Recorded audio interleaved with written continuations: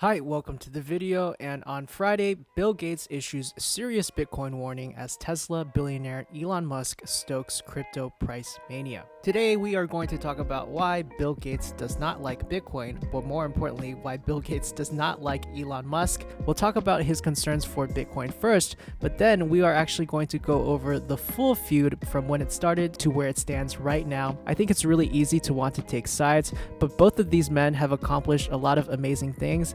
And I think both of their perspectives have a lot of value, even if I don't agree with it. It's not about being right or wrong. It's the thinking process they went through to come to these conclusions and trying to get the most value from their differing points of views. Without further ado, let's talk crypto first, and then we'll go over this great insider article that summarizes their whole feud. So definitely stay tuned. Forbes article says, billionaires from Microsoft founder turned global philanthropist Bill Gates to Tesla chief executive Elon Musk are weighing in on Bitcoin. After Musk sent the Bitcoin price sharply higher with pro-Bitcoin tweets, Tesla added $1.5 billion worth of Bitcoin to its balance sheet, pushing Bitcoin still higher. Now, with the top Federal Reserve officials expressing their surprise at Bitcoin's latest bull run, Bill Gates has warned that people with less money than Musk should probably watch out. Bill says, quote, Elon has tons of money and he's very sophisticated, so I don't worry that his Bitcoin will sort of randomly go up or down. I do think people get bought into these manias who may not have as much money to spare. My general thought would be that if you have less money than Elon, you should probably watch out. End quote. So here I actually agree with Bill. I am an investor in Bitcoin. I'm very bullish on it for the next 5 to 10 years. But I think his point about mania has a lot of merit because right now, that's what's happening. There is an incredible amount of mania, people FOMOing in without really understanding what they're investing in. Even though I am invested in it, I don't know if you can say a blanket statement that it's for everyone right now. If you need liquidity or cash on hand short term, this isn't a good or safe investment simply because Bitcoin is too volatile. You could put $20,000 into it today, and if that's your full savings and the next day Bitcoin crashes to half its amount, you just lost $10,000. I can weather that storm. This is just a small part of my portfolio. But for a lot of people who aren't in a position to put that much money or don't even have an emergency fund, this may not be the best place to put your money. So I think his warning here actually has merit. But one thing I do want to note is how he talks about Elon, saying that, oh, Elon's, he's very sophisticated. But if you have less money than him, you should watch out. Bill Gates has this habit of doing these very passive aggressive jabs at Elon Musk. There's another phrase he said recently saying, I'm not a Mars person. I'm more focused on things, on issues of the earth. And it's just constantly these little jabs, and it's hilarious, and we'll see a lot more of them to come. Back to the article, Gates said that he has not personally invested in Bitcoin, telling the host that he preferred to put his cash into companies that, quote, make products, and that he did not choose his investments based on whether they would appreciate in value. The Bitcoin price is known for its extreme volatility, climbing to almost $60,000 last week after crashing to under $4,000 in March 2020. It rebounded through the summer and began its latest bull run in October, passing its 2017 high in December as institutional investors showed renewed interest in digital assets. Here, we have to take note once again how volatile Bitcoin is right now, going as high as $60,000 to under $4,000 in March 2020. Now, a lot of people might think that's not quite possible anymore. We have hit very, very strong support in about the 40,000s right now, but in reality, that is still possible, however unlikely as it is right now. One other really good point that Bill Gates makes here is that he wants to put his money into companies that make products. And this is a reminder for us who are FOMOing about Bitcoin. It's that when you invest in Bitcoin, when you invest in anything, there's an opportunity cost. So even if you feel like you missed the Bitcoin train, there are actually plenty of other companies that are just on the cusp of growing that also have the potential to 10x or 20x that actually make products.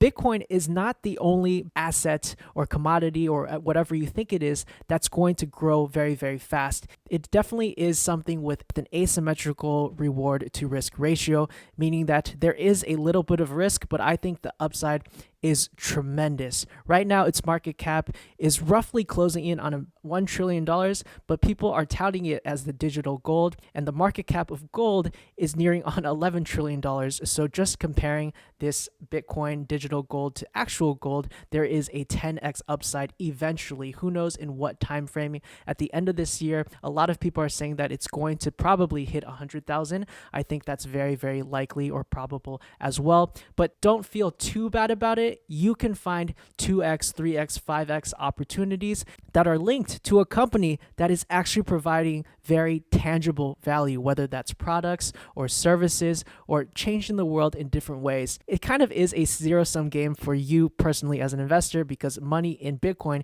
is money you don't have in something else. If you believe in Bitcoin, you should invest in Bitcoin, but don't feel too bad if you didn't get in right now. So here we have Bill Gates warning the regular retail investors, and then we also have Musk, who, like Gates says, he isn't going to be affected by Bitcoin's fluctuations in the same way us retail investors are.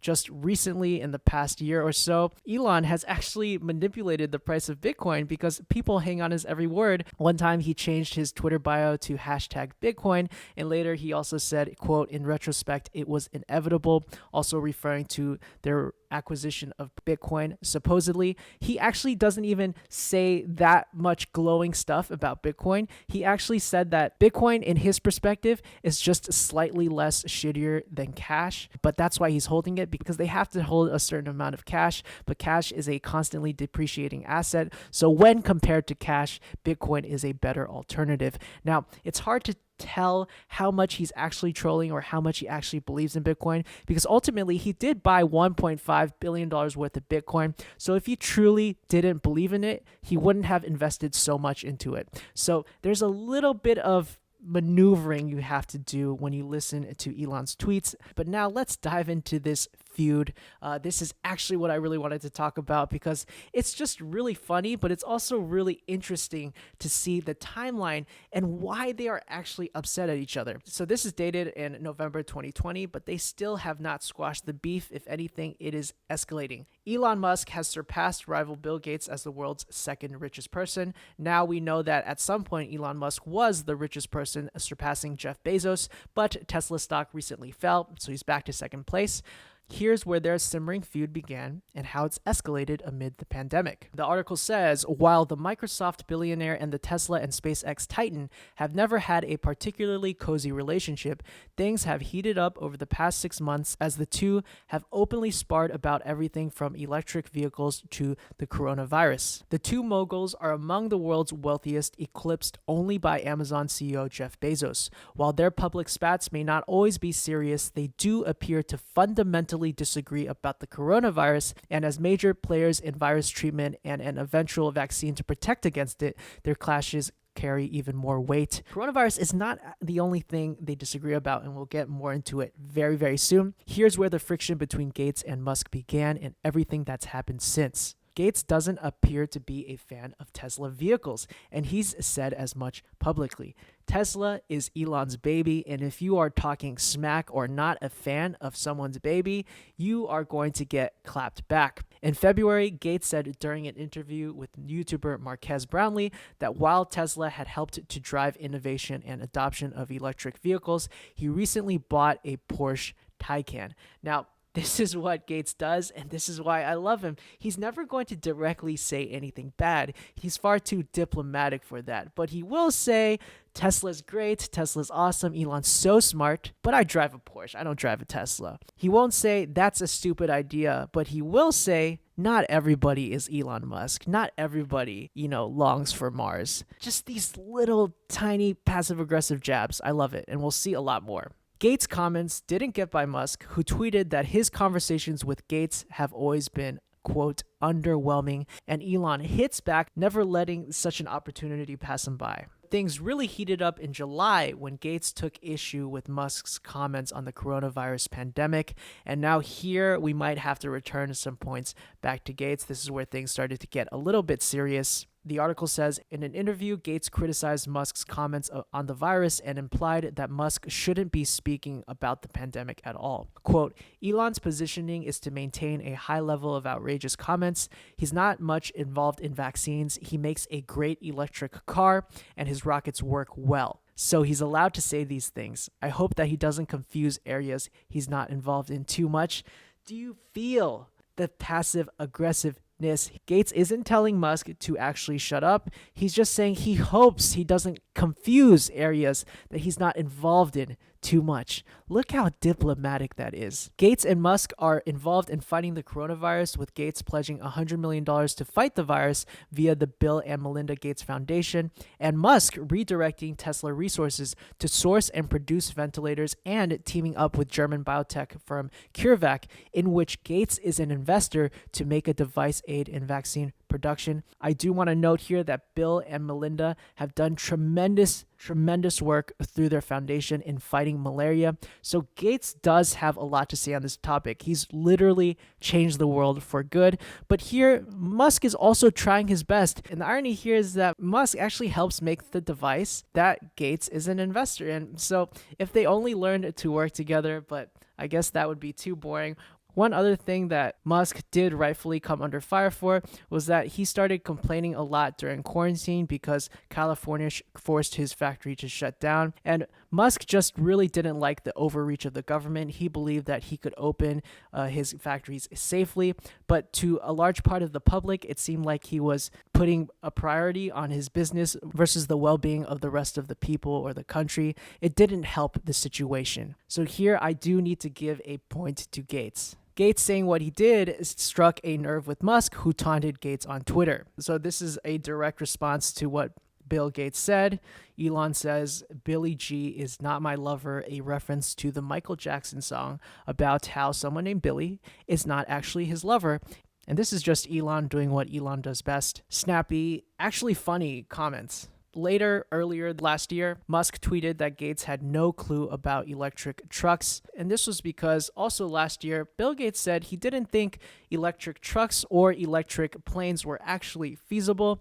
Now, here, that's up for debate. I think Musk can definitely make it happen. But whether or not these are the best solutions, there are a lot of good arguments to be made for hydrogen-powered jets or hydrogen-powered electric semis, just because you can go longer distances, and there's a lot of limitations with batteries because the more range, the more energy you need. Ultimately, you just need much, much larger batteries. But I do think Gates isn't going to know as much as Musk.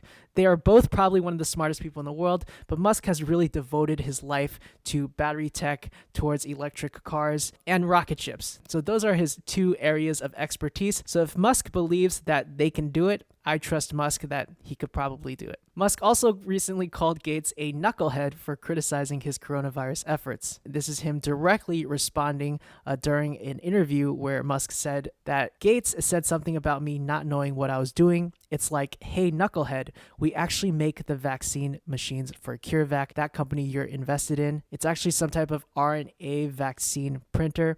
So again, this is something they essentially work together on. So the fact that they're feuding about it seems pretty ridiculous. I don't think it's fair for Bill Gates to say Elon shouldn't be able to talk about it. But of course, if Elon is wrong about something, he should also be called out on it. So here, I would say it's a tie. They're kicking each other, but their heels are too soft and they're hurting themselves. And now, finally, there's this last layer of rivalry, and that's how Musk has surpassed Gates as the world's second richest person. This isn't really a big deal. At this amount of money, who really cares how many billions you have? I think what happens, though, once you become billionaires, once you essentially win at life and there's nothing really for you to compete over, you just have to start feuds with other billionaires. Because at the end of the day, there's just something so innate. No matter how much money or wealth you've accrued, you see another male lion on the plane, so you just have to drop your pants and compare whose rocket ship is bigger. That's all this seems to be, because you guys all have won. You've acquired the biggest rocket ships. You have the most power to mold the world in your image, yet you are still arguing with each other through interviews or Twitter.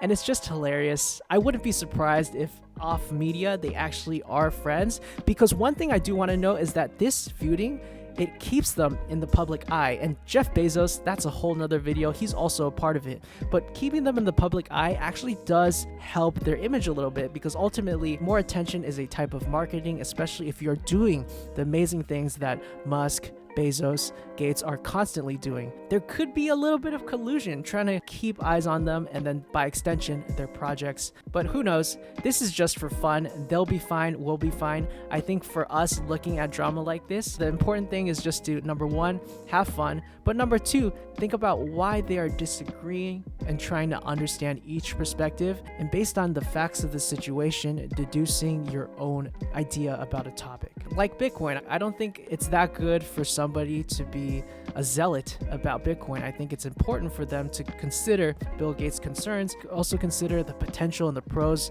that Bitcoin could bring, and come to your own conclusion after understanding all of the sides. But I want to hear your thoughts. Do you think Bill Gates is too stuck in the past? Do you think his concerns have merit? If you enjoyed this video, please consider liking and subscribing. This is Green Knight Trading, where Squires become knights. Thank you all so much for watching. I appreciate you, and I'll see you soon.